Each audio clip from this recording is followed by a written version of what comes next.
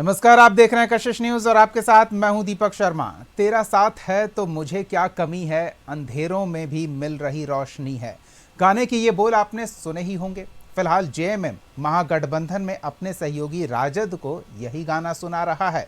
झारखंड में सत्ता की चमक से चकाचौंध हुई पार्टी बिहार के सियासी गलियारे के घुप अंधेरे में राजद की लालटेन की लौ के सहारे अपने लिए रास्ता तलाश रही है। दर्जन भर सीटें बिहार विधानसभा चुनाव में बतौर छोटे भाई बड़े भाई से हिस्सेदारी मांगी जा रही है, वो भी ससम्मान। ये याद दिलाते हुए कि जब एक थे तब भी मंत्रिमंडल में थे, फिर साथ रहे तो 1 से 4 हुए और वो सम्मान बरकरार रखा गया है।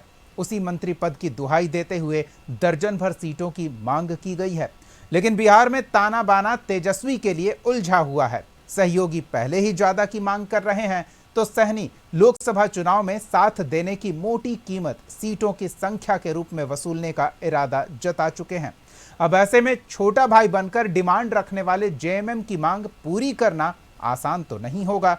अब खुद को कमजोर कर कोई किसी को क्यों ही मजबूत करेगा। ऐसे में सवाल तो पूछेंगे कि बिहार में जेएमएम की दावेदारी क्या तेजस्वी पर पड़ेगी भारी।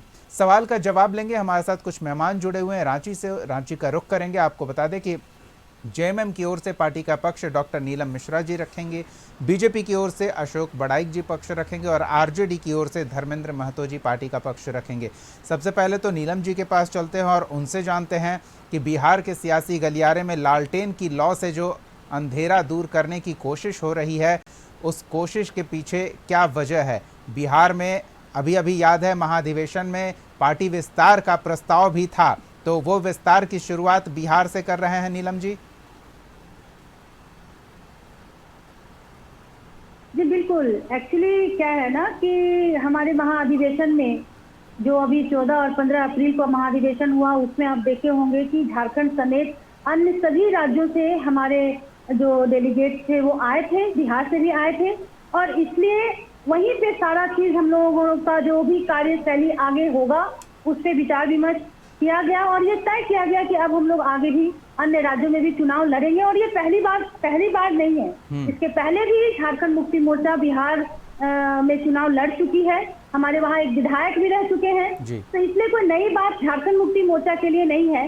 और इसलिए हम लोग उसी हिसाब से हमारी पार्टी आला कमान सब जो है वो प्लान बना रहे हैं, तैयारी कर रहे हैं किस तरह से आगे बढ़ना है। लेकिन निश्चित रूप से हम लोग चुनाव लड़ेंगे और उसी दिशा में हम लोग आगे बढ़ रहे हैं।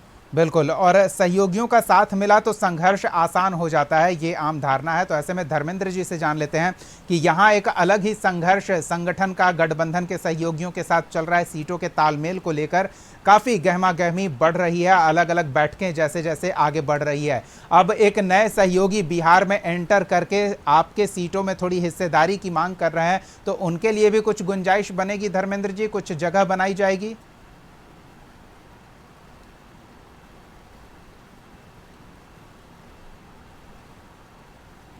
सारी जो भी पार्टियां हैं निश्चित रूप से राजनीतिक पार्टी जो है वो अपने दल का विस्तार करना चाहती हैं।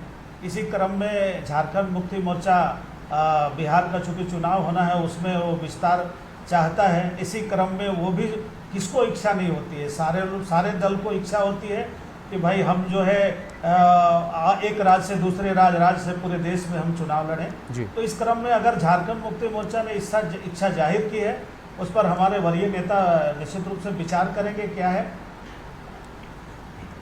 तो विचार करेंगे। कोई अपना नुकसान करके दूसरे का फायदा क्यों ही कराएगा, ये थोड़े समझ में मुश्किल है।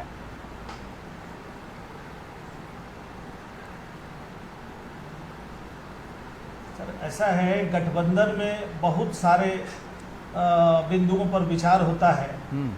तो पार्टियों को नुकसान और फायदा तो खैर अलग बात है। वो जो है गठबंधन के साथी जो है कहाँ कौन जीत सकता है, किसकी कहाँ स्थिति मजबूत रहती है, इन तमाम बिंदुओं पर कई बैठकें आयोजित होती है जी। उस बैठक के तहत ये अभी चुनाव का जस्ट अभी बिल्कुल भी बजना बाकी है। अभी डेट भी निर्धारित नहीं हुआ है। लेकिन आगे जो है अगर झारखंड मुक्ति मोर्चा ने बिहार में दावेदारी किया है तो वो कोई अप्रत्याशित नहीं है। वो मांग तो सभी लोग कर सकते हैं। हम लोगों ने भी झारखंड में 22 से 25 सीट मांगा था जी। 4 सीट हमें मिला।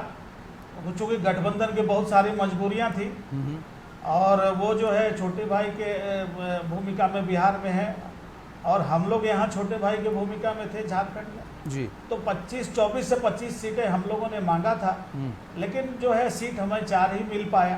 तो कुछ गठबंधन की ऐसी परिस्थितियां होती है, उसको हम लोगों ने भी मानने का काम किया। जबकि एक बड़ा स्ट्रेंथ जो है झारखंड में भी राष्ट्रीय जनता दल का है, यहाँ 19 सीट भी हमारी रही है जी।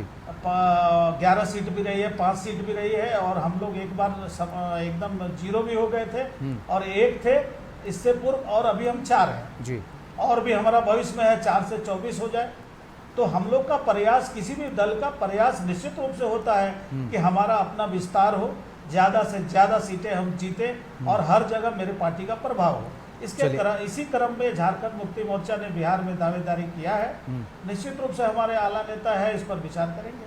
चलिए, नेता विचार करेंगे, ये बात तो तय है कि विचार करना भी पड़ेगा, क्योंकि रिश्ता जो बनाए रखना है, एक जगह आप फ़ायदे की स्थिति में हैं तो दूसरी जगह दूसरे को अगर फ़ायदे की संभावना दिख रही है तो उसे आप सीधे से खारिज नहीं कर सकते हैं। चलिए, हम थोड़ा अशोक जी से जान लेते हैं, ये जो रशाकसी चल रही है एनडीए खेमा और महागठबंधन खेमा में, महागठबंधन खेमे में बिहार में अगर एक संख्या बल और गठबंधन के सहयोगी की बढ़ जाती है तो वो रस्सी अपनी तरफ मजबूती से खींच पाएंगे, एनडीए कमज़ोर तो नहीं होगा अशोक जी?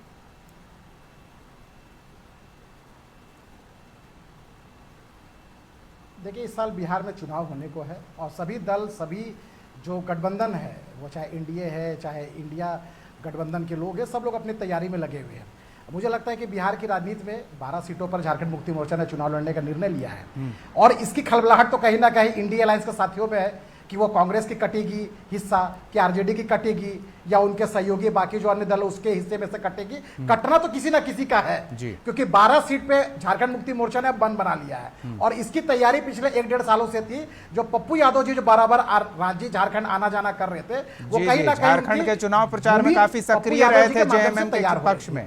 मैं जरा पिछले विधानसभा चुनाव का आंकड़ा नहीं वही मैं तो उदाहरण देकर बता रहा हूं कि झारखंड सरकार से उन्होंने जिस तरह से Y+Z+ श्रेणी सुरक्षा मांगा था, उसी दिन राज्य और बिहार और झारखंड की जनता समझ गई थी कि ये अप्रत्यक्ष रूप से झारखंड मुक्ति मोर्चा के बिहार के अध्यक्ष के रूप में वहां पर ये काम कर रहे हैं और उनके लिए ये उर्वरा भूमि तैयार कर रहे हैं कि कौन सा सीट से झारखंड मुक्ति मोर्चा और हेमंत सोरेन जी चुनाव लड़वा सकते हैं। तो ये 12 सीट को उन लोगों ने तय किया है। जरा मैं पिछले विधानसभा चुनाव का आंकड़ा मैं आपको बताता हूं। पिछले विधानसभा चुनाव में झारखंड मुक्ति मोर्चा ने 7 सीटों पर चुनाव लड़ा था। वो विधानसभा था झाझा, चकाई, कटोरिया, धामदाहा, मणिपारी, परिपति और नाथनगर। झारखंड मुक्ति मोर्चा अपनी प्रत्याशी उतारी थी, लेकिन संजोगवश सब सीटों पर चुनाव हार गई और उसमें सबसे ज्यादा नुकसान किसी को हुआ तो आरजेडी को हुआ। उसमें चकाई और कटोरिया में राजद को तो एकदम डायरेक्ट नुकसान हो गया। तो उसके बाद आरजेडी का जो ऑफिशियल लालू यादव जी, तेजस्वी यादव जी का जो बयान आया, उसमें राजनीतिक मक्कारी का भी आरोप झारखंड मुक्ति मोर्चा के ऊपर लगाया गया था। तो साहब, जब आप 7 विधानसभा सीटों पर झारखंड मुक्ति मोर्चा चुनाव लड़ती है और आप उसको हरवा कर राजनीतिक मक्कारी का आरोप लगाया गया है, आज तो वो 12 सीट पर चुनाव लड़ रहे हैं, तो किस परिस्थिति में उसको स्वीकार करेंगे आप? और कहीं ना कहीं आरजेडी की बिहार में स्थिति अच्छी है। अगर इंडिया अलायंस की स्थिति के देखा जाए, कांग्रेस पिछलग्गू है, झारखंड मुक्ति मोर्चा भी पीछे लग गई है, बाकी अन्य दल कम्युनिस्ट जो छोटा मोटा जो दल है वो भी पीछे लगी हुई है। आरजेडी वहां बड़े भाई की भूमिका में है इंडिया अलायंस के रूप में। अब झारखंड मुक्ति मोर्चा को वो छोटे भाई के रूप में कितना स्वीकार करती है, क्योंकि इतिहास गवाह है कि राजनीतिक मक्कारी का आरोप झारखंड मुक्ति मोर्चा के ऊपर लगा चुके हैं। तो अब मुझे लगता है देखना दिलचस्प होगा कि जिस तरह से पप्पू यादव और तेजस्वी यादव का जो राजनीतिक खींचातान जो बिहार की जनता और देश की जनता जानती है, वो अब इस अलायंस में एक छतरी के नीचे कैसे पप्पू यादव जी और तेजस्वी यादव आपस में समन्वय बैठा पाएंगे और हेमंत सोरेन जी के लिए, झारखंड मुक्ति मोर्चा के लिए वो जो तैयार कर पाएंगे वो 12 सीटों पर, यह देखना भी दिलचस्प होगा। चलिए अशोक जी, आपने मेरा काम कर दिया। मेरे ओर से जो कुछ कहा जा सकता था डॉक्टर नीलम मिश्रा जी से बतौर सवाल, वो आपने रख दिया है और बड़ी साफगोई से इस सवाल को टाल गए कि क्या आप तैयार हैं, क्या एनडीए खेमा तैयार है इस बिहार में गठबंधन के लिए जो झारखंड में उन्हें सत्ता तक पहुंचने से रोकने में सफल रहा है?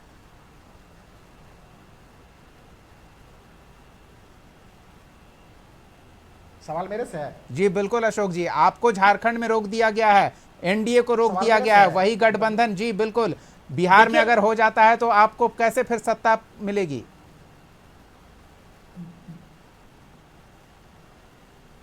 कोई फर्क नहीं पड़ता है। नीतीश कुमार जी के नेतृत्व में भारतीय जनता पार्टी और एनडीए पूरे दमखम के साथ चुनाव लड़ेगी। और इतिहास गवाह है कि जब भारतीय जनता पार्टी और जदयू और लोजपा मजबूती के साथ चुनाव लड़ती है, वहां सुफड़ा साफ बाकी विपक्षी को नजर आता है।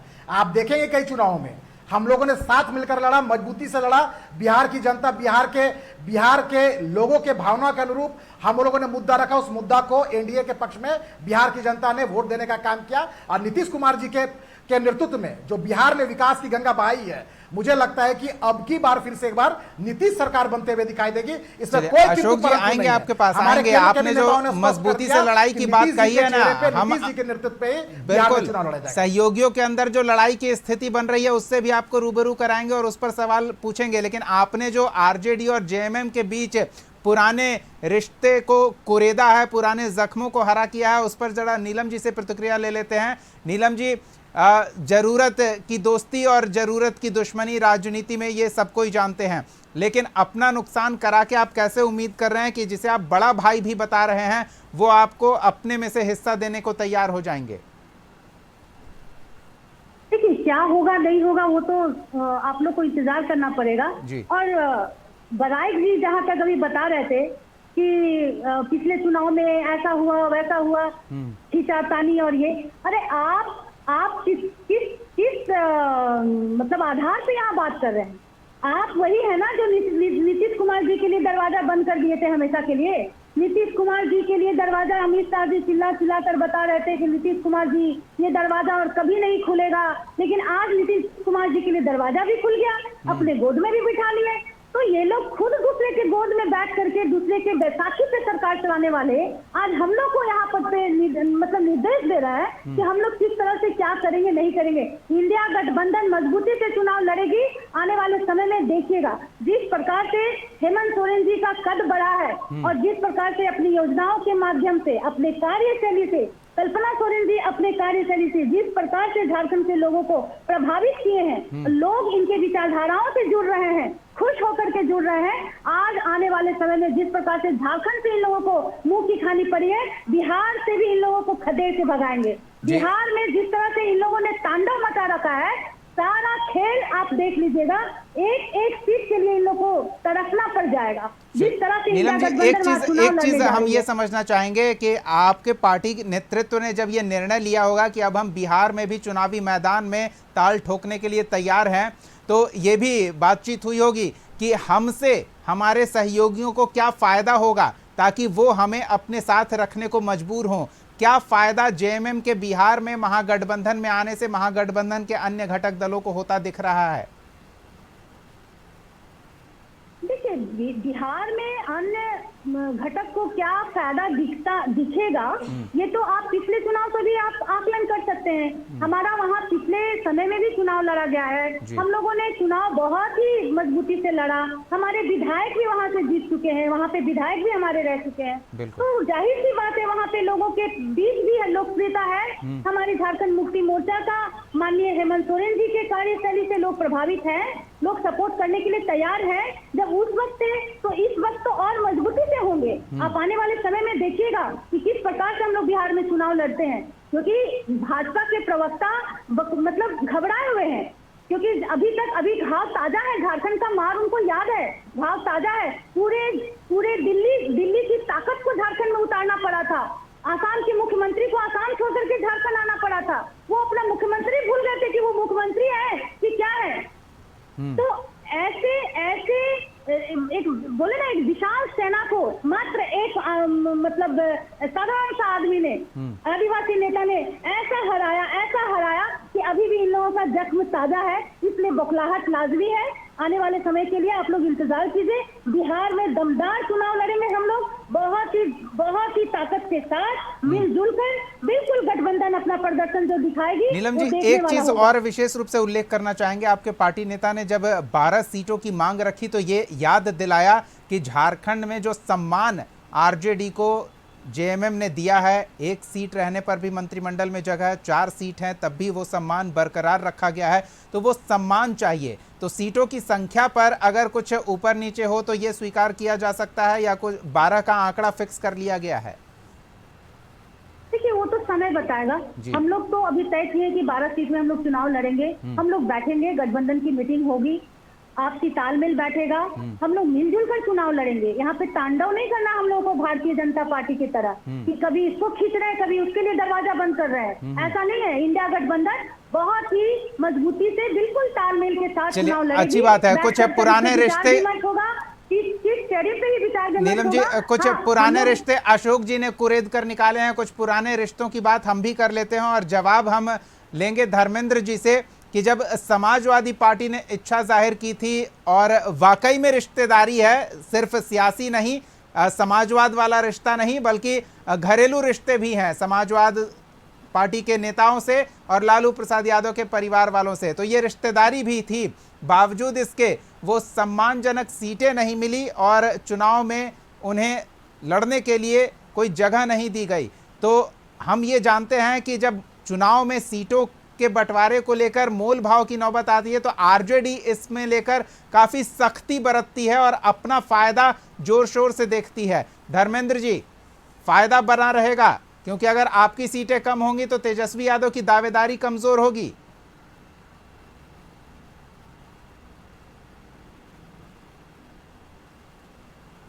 नहीं, आरजेडी जो है बिहार में बड़े भाई की भूमिका में है और एक मजबूत सबसे सशक्त पार्टी बिहार में है।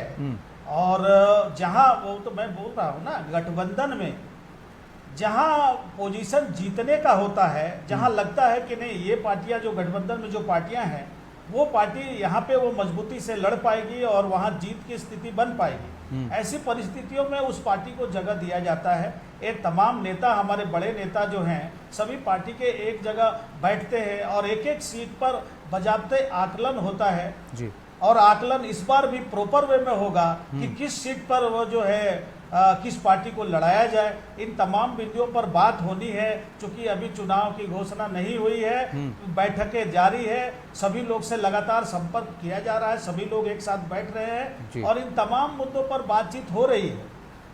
और जो चलिए बातचीत हो रही है, अच्छी बात है। चलते चलते अशोक जी से एक बात जान लेते हैं कि उन्होंने जो जेएमएम और आरजेडी के रिश्तों में गड़े मुर्दे उखाड़े हैं, उन्हें जख्म कुरेद कर दिखाया है। तो अशोक जी, यहाँ चिराग पासवान बिहार की राजनीति में जगह तलाश रहे हैं, तो उनकी नज़र भी बिहार फर्स्ट, बिहारी फर्स्ट के नेतृत्व में सीएम की कुर्सी पर है। जीतन राम मांझी अलग राग अलाप रहे हैं कि इतनी ही सीटें चाहिए, उससे कम में समझौता नहीं होगा। और भी उपेंद्र कुशवाहा हैं, वो अपनी दावेदारी अलग से कर रहे हैं। तो यहाँ तो अभी दावेदारी जोर शोर से चल रही है। तो आप अपना घर देखिएगा या विरोधी खेमे में क्या चल रहा है उस पर नज़र रखिएगा।